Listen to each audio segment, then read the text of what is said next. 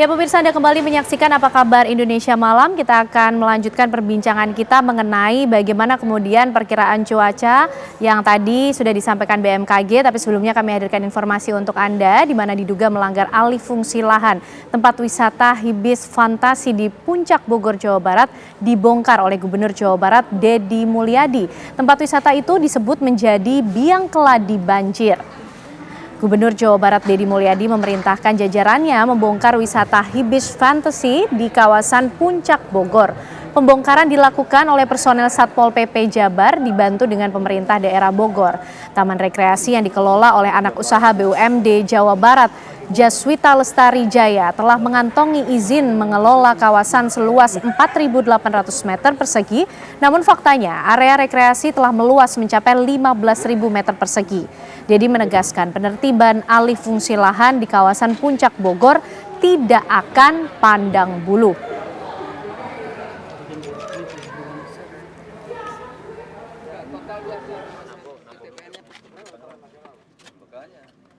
Ini kan penyangga berarti ya. Pemerintah pusat salah satu lah. Ya mungkin ini bagian dari perubahan area yang harusnya jadi kebun teh kemudian dirubah menjadi agrowisata. Kan jumlahnya ada 1.600 hektar. Nah kemudian diantaranya yang Jaswita. Jaswita kan dikasih KSO 23 hektar. Kemudian Jaswita itu kan PT milik Provinsi Jawa Barat. Maka saya putuskan itu untuk dibongkar seluruhnya. Kemudian dikembalikan menjadi kawasan hijau. Dan pemerintah Provinsi Jawa bersedia mengelola kawasan itu menjadi. Baik, itu tadi yang disampaikan oleh Gubernur Jawa Barat Deddy Mulyadi. Kita akan kembali membahasnya dengan para narasumber yang sudah hadir malam hari ini. Pak Budi, ini yang disampaikan oleh Kang Deddy nih ya, langsung bekerja nampaknya. Kawasan ekowisata begitu dibongkar karena tidak sesuai aturan. Inikah juga yang kemudian menjadi salah satu penyumbang problem yang menyebabkan banjir dialami oleh sejumlah wilayah? Secara keilmuan hidrologi, ya perubahan dari tempat yang biasa menjadi tempat meresapnya air ke dalam tanah menjadi sesuatu yang impermeable, tidak bisa lagi meresap ke dalam tanah. Dia akan memberi dampak terhadap wilayah yang dihilir. Jadi antara hulu, tempat jatuhnya hujan di hulu itu tidak bisa diputuskan dengan apa yang terjadi di hilir. Jadi saya pikir Pak Gubernur sudah berpikir memperhatikan hal tersebut. Masalah secara administratif dan sebagainya itu tentu kewenangan dari pemerintah. Tapi secara keilmuan memang tutupan lahan itu menjadi salah satu input yang penting ketika kita menghitung debit banjir. Dari curah hujan yang jatuh, berapa persen yang menjadi debit di sungai itu salah satu dipengaruhi oleh tutupan lahan di sana itu apa. Kayak tadi saya sampaikan, kalau permukiman dibandingkan dengan kebun yang besar-besar pohonnya tentu beda. Ketika diubah menjadi permukiman atau apapun, mungkin 70-80% akan keluar dan masuk ke sungai dan akan sampai ke Bekasi untuk konteksnya Kali Bekasi ya. Tapi kalau di sana masih pohon hutan lebat, mungkin ya katakanlah 20-30% yang sampai ke sana. Berarti sudah tepat Pak ketika kemudian langkah yang dilakukan ini adalah mengembalikan kembali tata ruang yang betul di kawasan hulunya. Secara keilmuan hidrologi murni tepat. Masalah yang lain-lain saya nggak paham. Tentunya kan begitu ya. Ya. Berarti sudah tepat yang dilakukan ketika penataan ini dilihat dulu di Tapi jangan dilupakan juga, namanya banjir itu tidak boleh hanya dipandang bahwa ada tutupan lahan yang berubah. Karena ketika air sudah masuk ke sungai, kalau kita lihat P2C di Bekasi, pertemuan antar Cilengsi dan Cikeas, di sana ada kapasitas sungai yang terlampaui. Misal, sungai Cikeas mampu mengalirkan 500 kubik meter per detik.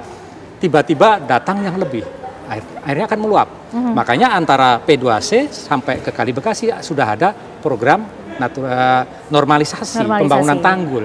Di Cikeas dan Cilengsi belum ada. Nah mungkin dalam kondisi darurat seperti ini, ketika pengaturan tata guna lahan itu perlu waktu yang panjang, karena menanam pohon itu bukan dari ini ke besok, tapi 5 tahun, 10 tahun. Dalam waktu yang sepanjang itu nggak mungkin bisa menyelamatkan apa yang terjadi di P2C dan sekitarnya.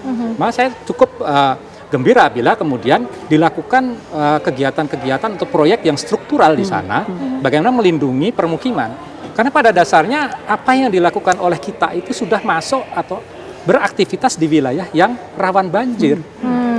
Yang mau nggak mau kalau mau tinggal di situ harus memproteksi diri kita. Sudah harus muncul kesadaran dari masyarakat. Masyarakat dan semua stakeholder. Semua stakeholder. Ya. Saya pikir kalau kita buka YouTube di Belanda seperti apa, Ya. mereka tinggal di bawah laut, tapi mereka punya infrastruktur pengendali kan. Ya. Perlu dibangun berarti infrastruktur pengendali itu sesegera mungkin. Dengan kajian sangat spesifik lokal di situ, itu kemungkinan diperlukan untuk memproteksi untuk saat ini dan jangka menengah. Misal 10 tahun lagi tiba-tiba debit banjirnya ketika curah hujan tetap tinggi, yang sampai ke bawah kok tidak banyak lagi karena di sana sudah berubah menjadi hijau, menjadi sangat rimbun. Nah itu adalah berkah yang lain begitu kira-kira. Tapi ya semua harus bekerja bersama.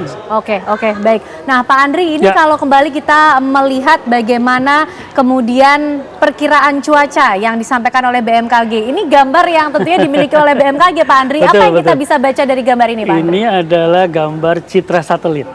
Ini menangkap gambar-gambar awan. Oke. Jadi kalau kita lihat itu warna, jika semakin merah gelap, berarti di situ ada potensi hujan dan sangat lebat di situ. Kalau yang biru-biru tipis itu berarti sedang tidak ada hujan. Nah kalau lihat dari awan situ memang pertumbuhan awan, kita lihat itu pergerakan itu masih terjadi di sekitar wilayah Jabodetabek. Bahkan mulai dari tadi siang sore pun juga beberapa wilayah. Pulau Jawa di bagian bawah ini ya Pak Andri ya. Yang di Pulau Jawa itu ya. Nah, saya tadi menyambung apa yang dikatakan Pak Budi ya, bahwa kesiapan infrastruktur itu menurut saya sangat penting karena apa? Ini siklus musim hujan kalau di Jabodetabek itu sudah jelas lah waktunya itu. Desember, Januari, Februari, Maret. Kurang lebih ya.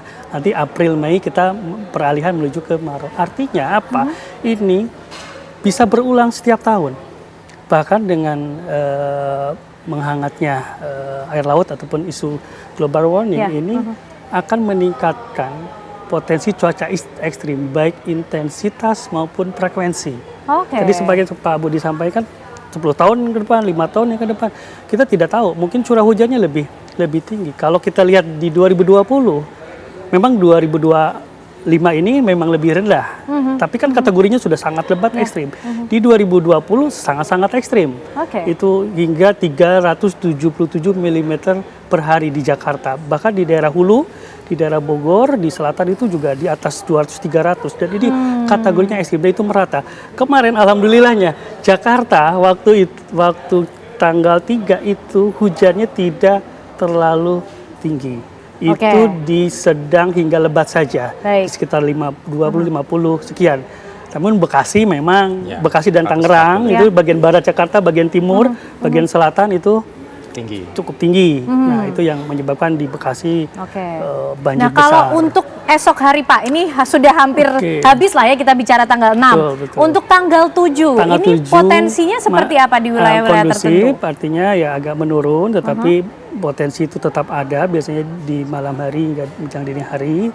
Tetapi memang tidak se-ekstrim yang tanggal kemarin ya, sudah mulai menurun. Nah ada peningkatan kembali nanti di tanggal 8, tanggal 8, 9, 10. Begitu cepat ya Pak? Ya, kalau cuaca itu dinamis, tergantung dinamika atmosfer atau fenomena atmosfer apa yang sedang aktif.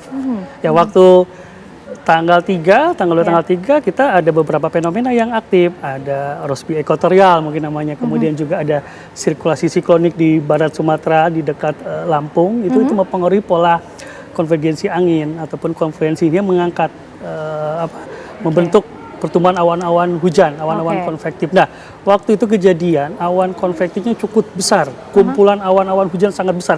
Yang blok-blok merah itu tadi itu, blok merah tua itu, waktu kejadian itu mulai dari jam 8-9 malam itu makin meningkat.